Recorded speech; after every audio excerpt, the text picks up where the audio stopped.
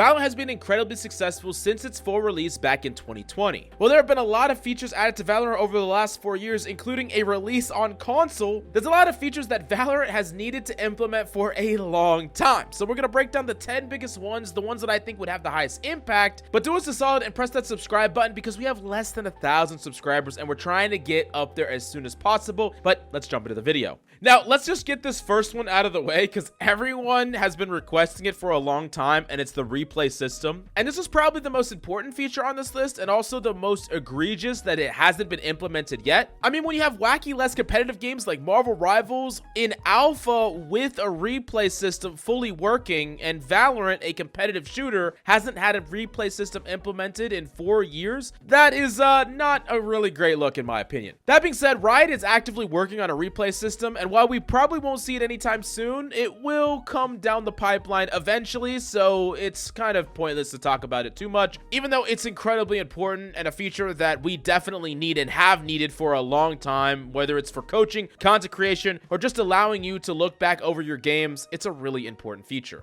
Now, one of the main ways that Valorant is lacking is in the depth of features and game modes within Valorant. If we look at a game like Counter-Strike, there's so much to do and so much to play, but go over to Valorant and it's really just a couple of modes with an occasional seasonal mode, and I really do think a 2v2 or a 1v1 competitive mode would be fantastic for Valorant. Not only are you going to be able to practice high-pressure situations in an isolated environment, but adding stakes to it could get the pros involved, get high-ranked players and streamers involved. I think it'd be really exciting for content creation as well, and it would just be a really fun mode to play. There's no reason to not have more competitive modes because Valorant has so many freaking players compared to like any other competitive game, because one of the big things that a lot of games don't do is add more modes because they don't have enough players to fill lobbies, and they're afraid of making sure that lobbies launch in a certain time cadence. Not gonna be a problem with Valorant, especially when we're talking about a 2v2 or a 1v1 mode. I really think that this is one of the biggest features that I would love in the game. But if you agree or disagree, let me know in the comments down below. And what other competitive modes would you like to see? Let me know down below.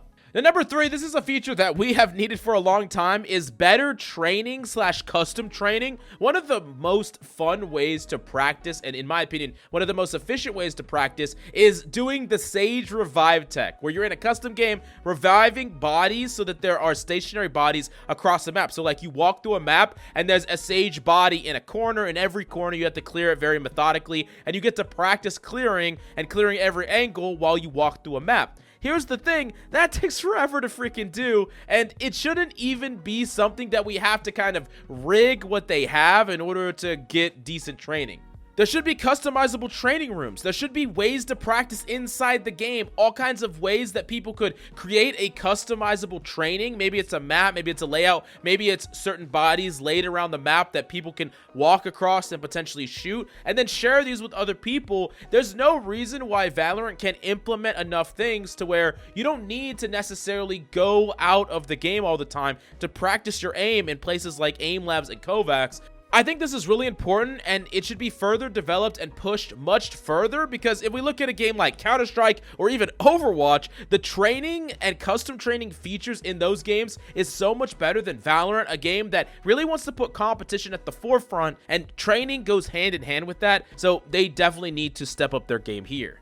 Now, the fourth thing I think they should add plays a little bit to that, but is a much harder thing to implement, is a map maker and a mode maker. Having players come up with maps, I think, is great. Just having custom maps in general is fantastic, and many of the best maps that have come out from other games were community created. I think that's just a great thing to do. It'd be really fun to have a Forge type system from Halo inside Valorant. People could make their own maps. That'd be so freaking cool, and then give them a mode maker, allow people to set up their own custom modes and rules. And if you took it a step further, you could even add like a workshop system in there, similar to how Overwatch has the ability to customize almost everything in the game. And I really do think that the combination of a map maker and a mode maker combined would just allow the community to go nuts. I think if they did something like this, Valorant could just explode to become a game that people play when they're just trying to have fun. People play when they're trying to be competitive. I do think that this would be probably the hardest thing to implement on this list, but also the thing that would have the biggest reward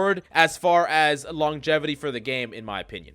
Now, I know we talked about a lot of complex ones, but a really simple one is just to be able to hide that you are online. That's a pretty simple feature to add. I think it would be a really nice one, though. Just don't tell people that you're online if you don't want to. Number 6, this is about skins. There's several different features I think would be good for Valorant, and the first one would be skin gifting. I really like the idea of being able to gift my buddies a skin that I don't use anymore. Now, from Riot's point of view, they're like, hey, why not just make them buy it so we can make more money? But even like being able to like gift someone a skin, even just a cheap skin in game, send it directly to them, they get like a little animation and a pop-up, would be really cool. I could be like clutch for a gifted skin or something. I don't know, I just like this idea, and I generally think it would be a cool thing to add around Christmas time, or maybe just give us something to buy our friends around Christmas. Maybe just a little $5 gun buddy or something would be a really great thing to do, where you can just show your appreciation to a buddy when Christmas comes around. Would be awesome. Another thing I also like, and maybe this is just the gambler in me, don't tell anybody, but if you could deposit your skins and roll for a new skin.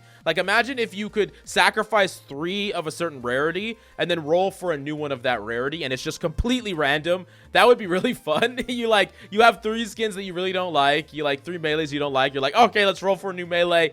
I think that'd be kind of cool. Maybe that's just the CSGO, crate in me, but I think it'd be really reasonable, and you can turn skins that you're not going to use anyways into something that you would actually like and use potentially, and it would kind of be a little fun thing to do. But let's move on to number 7, and I think a great feature to add would be like a tactical timeout, and being able to do one of these if you vote for it as a team once per side per entire game would be nice. Some of the games go really, really long. People need to go to the bathroom. Maybe people want to talk about a strategy or something like that. I could see how this could be abused though, but in a lot of games it's implemented, and I think for Valorant, being able to do this at some point in the pre-round kind of emulates pro play in a way. Maybe past a certain rank, they add in tactical timeout. I do like the idea overall, and I really want to hear how you feel about it down below. Now, number 8, this is just a feature I kind of like, and I don't think it will be implemented, but I'm putting it in here anyways, and it's play of the game. One of my favorite things about Overwatch, is the fact that if you pop off, you get to show people something insane. And in Valorant, the insane moments could be crazy, and I would love to be able to be like, wow, I got a 5k, I got an ace in this game. Now everyone has to watch my ace, and they just get to see me do something really, really cool. Now, how it would calculate what is play the game, there's some plays that are really impactful, but they don't look as flashy, so it's a little bit difficult to do, and it adds an extra layer of something behind the scenes. But if they put in a replay system, then putting in a play of the game wouldn't be that hard, because it's probably using similar types of programming. But I don't know, what do you think about a play of the game down below? Number 9 is map picks, and let's first talk about unranked. So it would be cool in unranked if you could either queue into the maps you want to play, or when you load into a lobby, it gives you like 2 map options and then a randomized option, which is pretty commonplace for like Call of Duty. Being able to do that would make it so that people could like vote for the map that they want to play the most. Now,